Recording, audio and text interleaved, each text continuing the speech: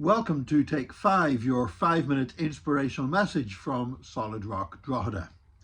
On this day, 9th of November, back in 1938, there was a horrific event took place in Germany called Kristallnacht, quite literally Night of Crystal. The reason why it was called Kristallnacht was because the shop windows on over 7,500 Jewish-owned businesses in Germany, but also in Austria and in recently occupied Czechoslovakia. These Jewish businesses were attacked by the likes of the Hitler Youth Movement, stormtroopers. They had their windows broken. Synagogues were burned down. Many synagogues were burned down that night, and as the light from the burning synagogues reflected off the broken glass on the streets, it was a horrific event, and yet it reminded people of beautiful crystal, and the night became known as Kristallnacht. It was truly a shameful night in the history of Germany. Not only were businesses destroyed, not only were synagogues and places of worship burned down, but 30,000 Jewish men were arrested and put in concentration camps. And it was actually the first time in the Holocaust that Jews were arrested simply for being Jewish and put into concentration camps. We know what a horrific series of events that snowballed into, with the eventual murder of over 6 million Jews.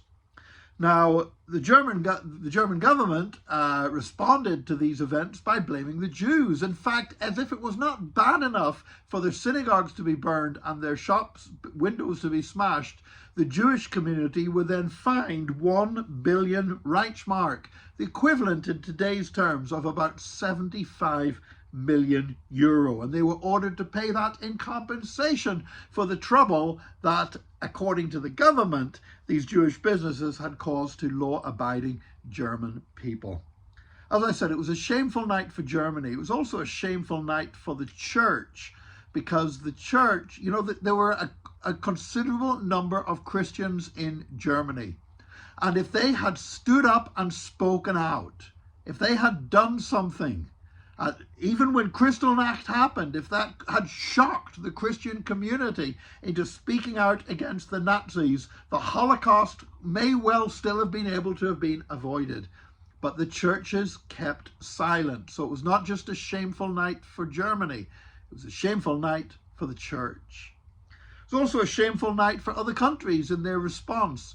Only one country withdrew their ambassador from the United States, from Germany, and that was the United States. The United States recalled their ambassador, but all the other countries just maintained diplomatic ties with Germany. And while the United States did withdraw their ambassador, and fair play to them for doing that, nevertheless they failed in other areas. Notably, there were calls that many more Jews should be allowed to immigrate into the United States, to flee Germany and immigrate into the United States, because after Kristallnacht, it was very, very clear that Germany and any countries it occupied were now going to be very dangerous places indeed for Jews to live. But because of political considerations, because generally most of the population thought there was too much immigration into the United States, the government did not increase Jewish immigration, and that undoubtedly cost many Jewish people their lives over the next few years. So nobody comes out of the whole event of Kristallnacht with much honor or much respect at all. It was an awful night indeed. And we need today to learn from that, because anti-Semitism is rising. Now, a lot of it is in response, I know, to what's happened in recent days over to what's been happening in the Middle East.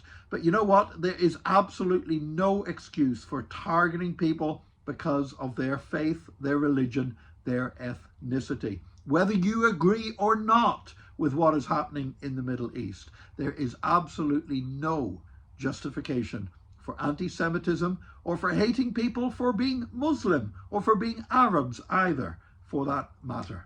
And we, as the people of God, should be in the forefront for saying that events such as Kristallnacht must never happen again.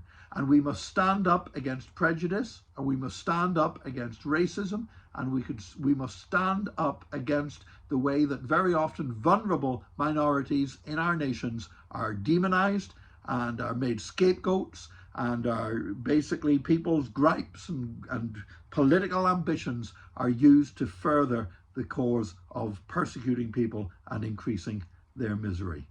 Today, I pray for the Jewish people throughout the world.